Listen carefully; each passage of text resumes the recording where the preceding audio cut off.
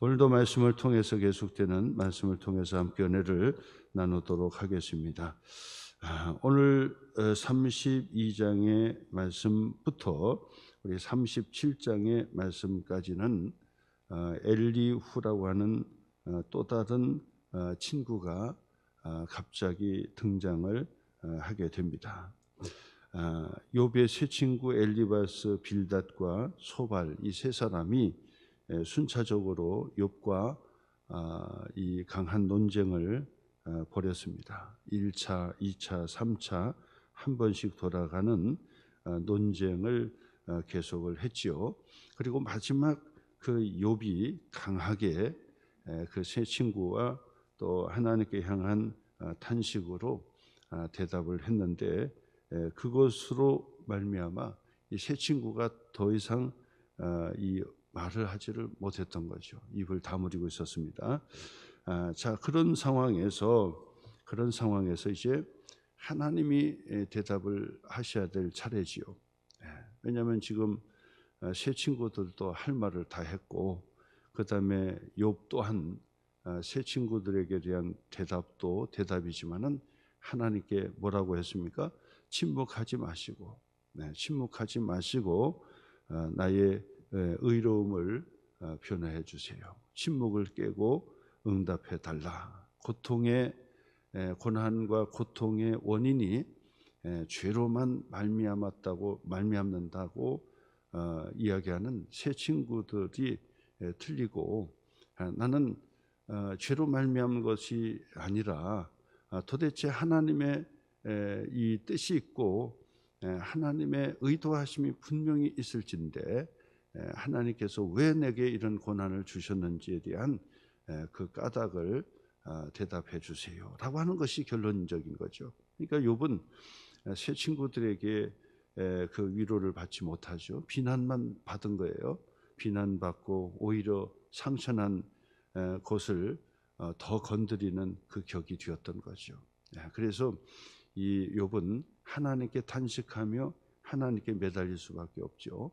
그렇게 하는데도 불구하고 친구는 하면 할수록 네가 어떻게 감히 거룩하고 초월적인 하나님, 전능하신 그 하나님 앞에서 고개를 빳빳이 들고 두 눈을 붉히면서 그리고 하나님께 대답해 달라고 그렇게 오만불손하고 교만한 태도를 보이느냐. 바로 그것이 죄다. 그것을 보면 모든 것을 알 수 있듯이 당신의 모든 그 고난은 당신의 불의한 것이요 죄악의 결과라라고 줄곧 얘기를 하게 되는 것입니다. 자, 근데도 불구하고 욥은 아랑곳하지 않고 하나님 앞에 따지듯이 묻게 되는 거죠. 도대체 침묵을 하지 마시고 까닭을 좀 내게 말씀해 달라라고 하는 그런 기도를 하게 됩니다. 자, 그래서 이쯤 되면은 여기에서 하나님께서 말씀해 주셔야 돼요. 이제는 다 말이 끝났으니까 하나님께서 결론을 지어 주셔야 된다고요. 자, 그런데 하나님께서 말씀하시기 전에 느닷없이 엘리후라고 하는 또 다른 친구가 등장을 하게 됩니다. 엘리후라고 하는 친구가. 근데 이 엘리후라고 하는 친구는 이 말씀에서도 이제 가만히 이제 들어보면은 욥과 세 친구들보다도 나이가 아래였어요. 그렇기 때문에 그 엘리후가 처음 시작부터 서로 논쟁하는 시작부터 이 엘리후가 계속해서 참고 기다리면서 듣고 있었던 거예요. 듣고 한마디도 하지 않고 듣고 있었던 거예요. 왜냐하면 이 고대의 이 대화에서도 알듯이 연장자가 우선이거든요. 그러니까 나이가 어린 자가 이 대화에 이게 끼어들면 안 되는 거죠. 그거는 예의가 없는 것이고 또 그것은 이 건방진 태도라고 볼 수가 있는 거죠. 어린 사람이 어른들의 대화에 갑작스럽게 끼어들어 가지고 훈수 두고 이건 이렇고 저건 저렇고 그래 보세요. 그러면 어른들은 기분 나쁘고, 그리고 그것은 전통적인 예의가 아니다 그 말이에요. 자, 그래서 이 엘리후라고 하는 그 친구는 뭐 그 세 친구가 욥보다도 한참 어렸던 것 같아요. 자, 그러니까 말을 하지 않고 입을 다물고 꾹꾹 참았는데 오늘 성경의 그 말씀에 보면 그 엘리후가 뭐라고까지 얘기하냐면은 내 속에 있는 말이 가득 찼다는 거예요. 가득 차가지고 내 영이 나를 압박한다, 밀어낸다는 거예요. 내 속에 할 말이 많은데 그것이 포화 상태가 됐다는 거예요. 할 말이 많은 거예요. 근데 그 영이 성령 하나님이 바로 내 이 말을 압축을 해가지고 터져서 입으로 나오게 만들었다라고 그렇게 얘기합니다. 그러면서 내 배는 봉한 포도주 통 같고 터지게 된 새 가죽 부대 같구나. 그러니까 이 포도주 이 포도 자루지, 포도주를 담는 자루죠. 그게 가죽 부대거든요. 그 가죽 부대의 안에서 이 포도주가 익잖아요. 발효가 된다고. 그러니까 이 점점 불어나가지고 포도 가죽 부대가 터져버린, 포도통이 터져버린 거예요. 그 정도로 자기가 참다가 이제 비로소 입을 떼기 시작했다라고 하는 말을 하게 된 것입니다. 내가 말을 하여야 시원할 것이다. 내 입을 열어 대답할 것이다라고 하면서 아주 긴 서론을 가지고 지금 이 엘리후가 마침내 이제 등장을 하게 되는데, 오늘 성경 1절 말씀 보니까 이 2절 말씀 보니까 람족 종족 부스 사람 바라겔의 아들 엘리후라. 그렇게 이제 이 엘리후를 소개해주고 있어요. 근데 사실은 누군지 모르는 거예요. 물론 뭐 여러 가지로 얘기하는 그런 그 학설도 있습니다만은 사실 그게 중요한 것은 아니니까요. 아무튼 욥의 친구 중에 이 엘리후가 마지막으로 등장을 하고 있다는 것. 뭐 엘리후가 그 하나님은 하나님이 나의 하나님이시다라고 하는 뭐 그런 뜻도 있다고 하는데 뭐 그런 것도 중요하지는 않아요. 그것을 뭐 이름 자체로 얘기해서 중요한 것은 아니다라고 볼 수 있습니다. 그래서 이 엘리후라고 하는 바로 이 친구가 나이가 어린 그 이 친구가 드디어 입을 열기 시작하는 거야. 그러면서 바로 이 마지막 이 엘리후가 입을 여니까 어떻게 하겠습니까? 이쪽 저쪽을 다 이야기할 수밖에 없겠죠. 그러니까 뭐라고 얘기합니다. 뭐라고 합니까? 아들 엘리후가 화를 내니 그가 욥에게 화를 내면 욥에게 얘기하는 거죠. 욥이 하나님보다 자기가 의롭다 함이라. 가만히 이쪽 저쪽 얘기를 다 듣고 보니까 욥의 말에는 네가 어떻게 하나님보다 자기가 의롭다고 할 수 있겠느냐라고 하는 말로 한쪽을 치는 거예요. 그렇죠. 자기 주장을 하려고 보니까 이쪽 저쪽을 다 치고 자기 주장을 해야 되는 거잖아요. 뭐 당연한 얘기죠. 그러니까 욥을 치는 거예요. 가만히 당신 들어보니까 아무리 듣다가 내가 참지 못해서 말을 하는데 네가 아무리 그래도 당신이 어떻게 의로우신 하나님보다도 네 의가 더 크다고 얘기할 수 있느냐. 물론 오해지만은 이제 그렇게 욥을 하나로 치게 됩니다. 그 다음에 3절 말씀 보니까 또 새 친구들을 쳐야 되죠. 또 새 친구에게 화를 내면 그들이 새 친구가 능히 대답하지 못하면서도 욥을 정죄하고 있다. 그 얘기는 지금 너희들의 이 논리를 가지고 자꾸 이 욥을 무릎 꿇게 만들고 엎드리게 만들려고 하는 그 시도는 좋은데 너의 논리를 가지고 지금 욥을 꺾을 수 없고 꺾지를 못하고 있지 않느냐. 그러면서 결국 그 말이 욥을 정죄하는 것밖에 되지 못한다. 그렇게 얘기하는 거예요. 어찌 보면은 피상적으로 다 맞는 얘기는 아니지만은 엘리후가 처음부터 끝까지 들은 자로서, 듣고 있었던 친구로서 어찌 보면은 거의 정확한 이 단정을 내려주고 있다라고 보는 거예요. 근데 사실 맞지는 않지만 표상적으로 보여질 때 이 두 사람을 그 욥과 세 친구를 바로 이 욥이 판단을 하는 거죠. 그래서 욥은 자기 의로움을 바락바락 얘기하기 시작하니까 네가 어떻게 하나님, 거룩하신 하나님보다 네가 더 의롭다고 그렇게 계속해서 주장하느냐라는 말을 하게 되고요. 그 다음에 새 친구들에게는 너의 논리를 가지고는 욥을 거꾸로 틀지를 못하잖느냐. 그리고 지금 봐봐라. 지금 욥이 그렇게 얘기하는데 더 이상 할 말이 없지 않느냐. 말도 못하지 않느냐. 라고 하는 얘기예요. 실질적으로 바로 이 31장의 말씀까지 해서 침묵이 흐르는 거죠. 아무도 말을 못하는 거예요. 욥도 이제 다 떨어졌고 새 친구도 다 떨어졌던 거예요. 이제 하나님이 침묵을 깨고 말씀하셔야 되는데 드디어 이 엘리후라고 하는 젊은 사람이 차고 들어왔다라고 하는 거죠. 자, 그러면서 4절 말씀도 그 표시하고 있죠. 엘리후는 그들의 나이가 자기보다 여러 해 위임으로 욥에게 말하기를 참고 있다가 세 사람의 입에 대답이 없음을 보고 화를 내게 되었다. 그래서 그 대화에 이제 끼어들기 시작했다라고 하는 얘기죠. 그다음에 계속 4절 말씀 계속되는 말씀도 똑같아요. 4절 중반에 6절 중반에 보면 나는 연소하고 당신들은 연로함으로 뒷전에서 나의 의견을 감히 내놓지 못하였노라.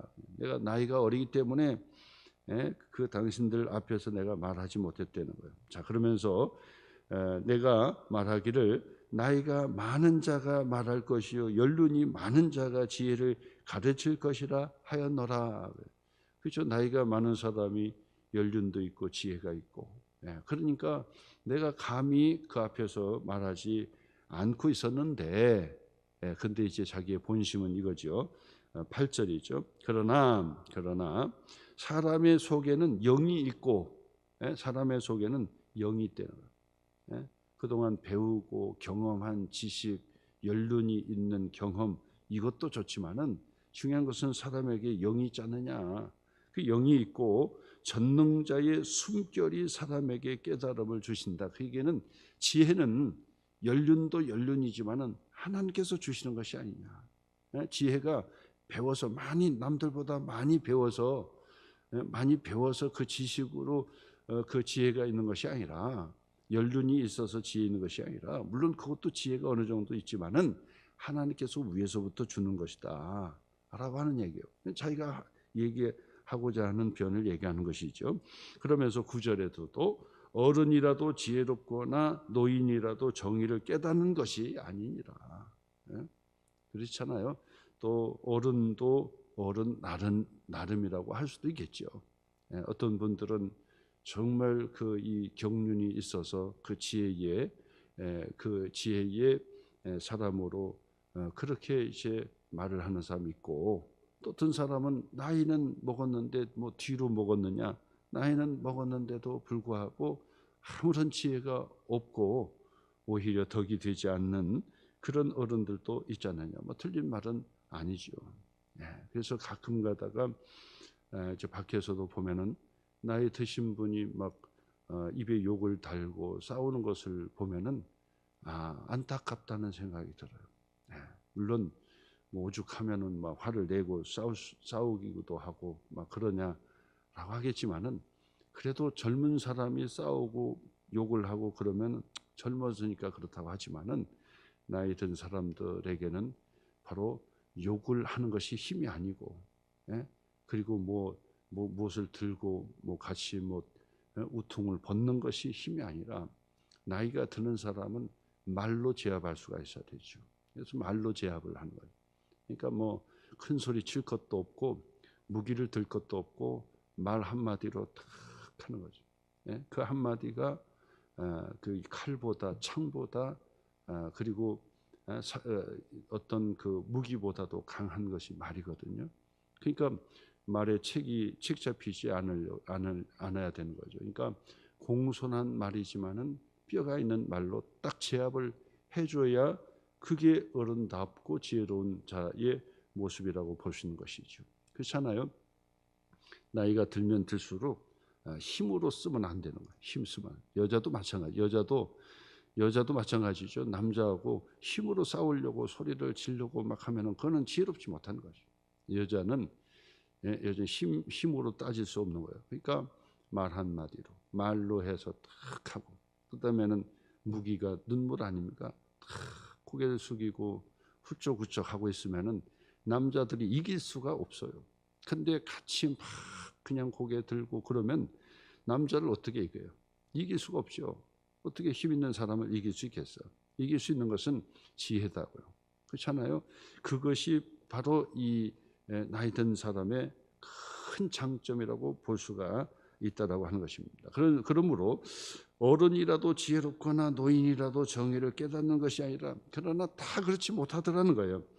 그 이야기는 이 엘리후가 욥도 그렇고 세 친구도 싸잡아서 지금 비난하는 겁니다. 비판하는 겁니다.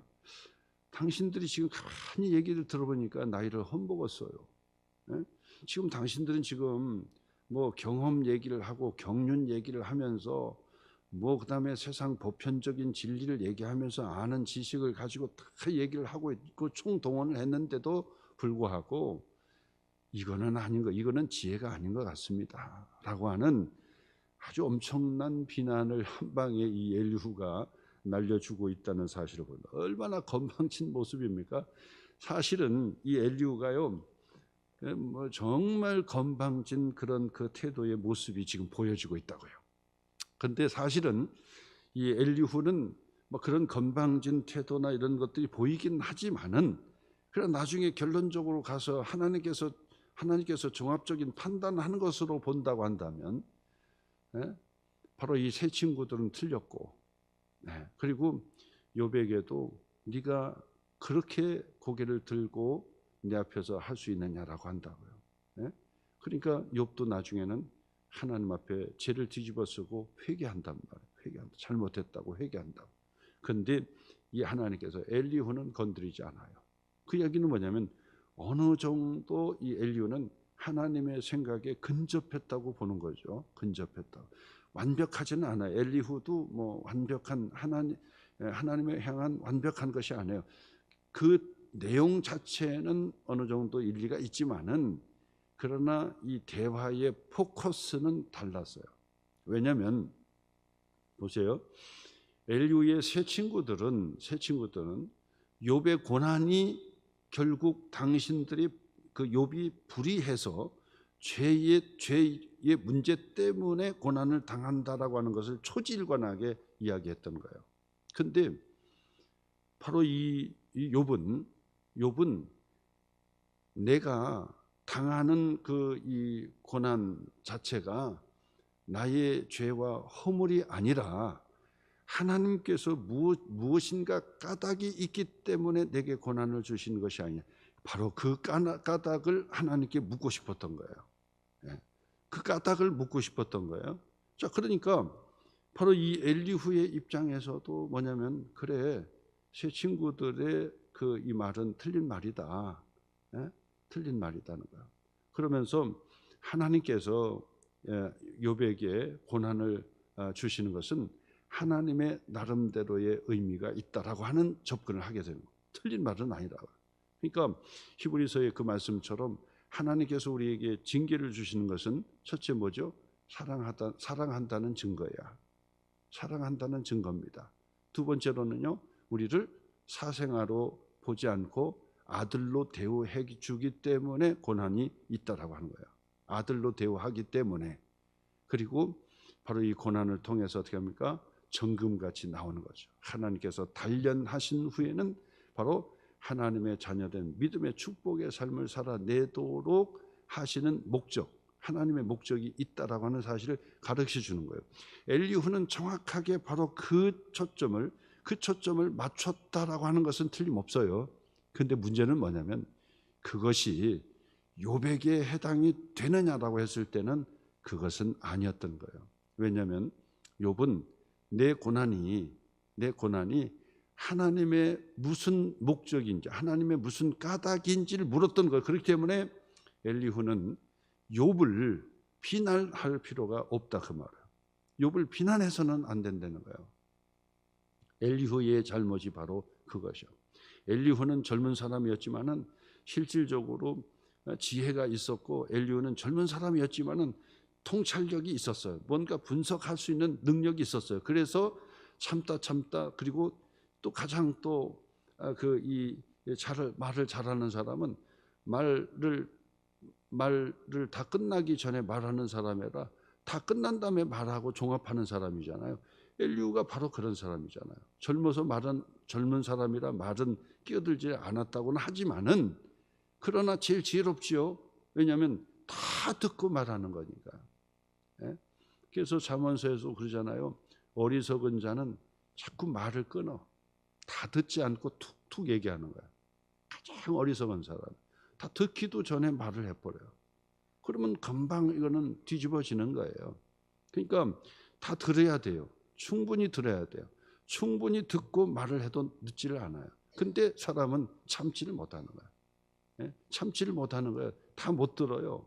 중간중간 못 들어요. 다 듣기도 전에 다 예단하고 판단하고 그리고 자기 공격하고 자기 말하고 그리고 결국은 따지고 보면은 자기 말만 하는 거예요. 노인정에 이 할머니들이 앉으셔가지고 막 서로 막 주거니 받거니 막 말을 참 잘해요. 그러니까 가만히 찾아가가지고 도대체 이 할머니들이 뭘 이렇게 주고받거니 대화를 이렇게 잘하고 그렇게 하는가 봤더니 두 분 다 귀가 조금씩 멋인 거예요. 그러니까 상대방이 말하는 말을 하는 게 아니라 자기 말만 계속 하는 거예요. 그냥 자기 말만. 그러니까 이쪽 할머니는 그냥 자기 손주 자랑을 계속 하고 있는 것이고 여기는 자기 손주 자랑을 하는 것이고 여기는 지금 정치 얘기하는데 여기는 저기 밭대기 얘기하는 것이고 동네 얘기하는 것이고 그냥 얘기하는 거예요. 서로 소통하는 대화가 아니라 그냥 자기 얘기만 계속 하는 거예요. 계속. 상대방 듣지를 않는 거죠. 그렇게까지 가기야 하겠습니까만은 이 경청 듣는 것이 가장 중요한 지혜요. 그리고 가장 중요한 매너가 듣는 거예요. 그렇기 때문에 여러분 반드시 교회 공동체 속에서도 이 엘리후처럼 나이가 어리기 때문에 끼어들지 않는 것도 잘한 거고 그 다음에는 충분히 들어야 돼요. 다 들어야 돼요. 듣기 전에 말하지 말고 판단하지 말고 그 다음에는 가르치려고 들지 말고 가르치려고 하면 안 돼요. 지금 엘리후도 정말 지혜롭고 또 아주 분석력이 뛰어난 사람이었어요. 틀린 말은 아니다고 볼 수 있어요. 근접해서. 그러니까 하나님께서 엘리후는 책망하지 않았다고요. 근데 문제는 뭐냐면 욥을 비난할 것이 아니라 욥의 심정에 좀 그냥 옆에 찾았으면 좋았을 걸 하는 아쉬움이 있어요. 이게 뭐냐면 그냥 욥을 비난할 거 없어요. 왜냐면 그럼 욥이 지금 내 이 의로움을 그렇게 얘기한 겁니까? 하나님보다 자기가 의롭다고 얘기한 겁니까? 아니라고요. 그것은 아니에요. 하나님보다 자기가 의롭다고 얘기한 게 아니에요. 자기는 이 죄로 말미암아 이 고난이 왔다라고 하는 새 친구들의 말에 그게 아니다라고 하는 입장에서 내가 그래도 이렇게 살았고 저렇게 살았고 그렇게 살았다고 얘기하는 것이지 내가 하나님보다 더 이노센트하고 의롭고 하나님보다 내가 더 의롭고 나는 죄 지은 것이 하나도 없다. 지금 그 얘기하는 겁니까? 욥이 그런 얘기하는 게 아니거든요. 나는 지금 고난 가운데 도대체 하나님의 침묵을 깨시고 내게 말씀해 줬으면 좋겠다라고 하는 그 간구요 그 고난에 대한 신음소리일 뿐이란 말이에요. 그러니까 사실 이 엘리후 같은 경우도 욥에게 얼마나 힘드냐. 얼마나 힘드냐. 자기는 그 경험을 하지 못했잖아요. 그러니까 그냥 그 욥을 공감해 주면서 같이 하나님 앞에 기도해보고 하나님 앞에 따져보자. 그렇게 했더라면 오히려 더 좋았겠지요. 그런데 엘리후는 그게 아니었어요. 판단하려고 했다는 사실이죠. 그 판단이 정확하고 틀린 말은 아니었다고 하지만은 그러나 욥에게는 해당되지 않는 말을 했다라고 하는 것입니다. 그러면서 이 엘리후가 얼마나 바로 그런 그 모습인지도 11절부터도 계속해서 나오죠. 보라 나는 당신들의 말을 기다렸노라. 당신들의 슬기와 당신들의 말에 귀를 기울이고 있었노라. 내가 자세히 들은즉 보세요. 자세히 들은즉 당신들 가운데 욥을 꺾어 그 말에 대답할 자가 없도다. 예? 당신들이 말하기를 우리가 진상을 파악했으나 그를 추궁할 자는 하나님이시요 사람이 아니라 하지 말지라. 그런 말 하지 마라. 너희들 자체의 말도 그게 그 욥을 꺾을 만한 이론도 없고 그런 능력도 없다라고 얘기하면서 바로 이 16절에서도 보니까 당신들이 말없이 가만히 서서 다시 대답하지 아니한즉 내가 어찌 더 기다리랴. 나는 내 본분대로 대답하고 나도 내 의견을 보이리라. 내 속에는 말이 가득하고 하면서 얘기하잖아요. 그러니까 이제부터 내가 말을 할 테니까 한번 들어봐라 하는 식으로 서론을 이렇게 길게 잡고 이 엘리후가 지금 이야기하기 시작했습니다. 32장의 말씀부터 우리 37장의 말씀까지 엘리후의 바로 이 말을 통해서 우리가 어떤 이 내용들을 가지고 있는가, 어떻게 욥을 이해했는가를 말씀을 통해서 보게 되는 것입니다. 오늘도 여러분 다시 한번 이 말씀을 통해서 우리가 고난 당하는 자를 위로한다라고 했을 때 그 위로는 다른 것이 아니에요. 가르치려고 할 것도 없고 바꾸려고 할 것도 없고 그 다음에 뭐 이렇게 따질 것도 없어요. 같이 공감해 줄 수 있는 그런 마음, 끝까지 들어줄 수 있는 마음, 함께 기도할 수 있는 마음, 이런 것들이 얼마나 큰 위로가 되는지 우리에게 가르쳐주는 계속되는 욥기서의 말씀이라는 사실을 기억하셔서 오늘도 하나님 앞에 나아가 기도하시기를 주님의 이름으로 축복합니다.